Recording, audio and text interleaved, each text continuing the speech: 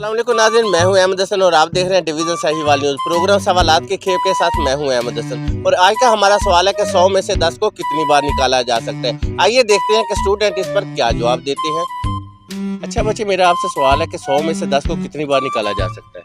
100 में से 10 को 10 बार निकाला जा सकता है। लेकिन एक सेकंड। अच्छा, आपने ये बताना है कि 100 में से 10 को कितनी बार निकाला जा सकता है। 10 बार निकाला जा सकता है। 100 में से 10 को कितनी बार निकाला जा सकता है।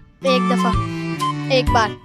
बच्चे कौन सी क्लास में पढ़ते हैं आप? हम 8 क्लास में पढ़ते हैं। अच्छा, मेरा आपसे सवाल है कि 100 में से 10 को कितनी बार निकाला जा सकता है। 10 बार निकाला जा सकता है। अच्छा, कॉमन सेंस का सवाल है कि 100 में से 10 को कितनी बार निकाला जा सकता है।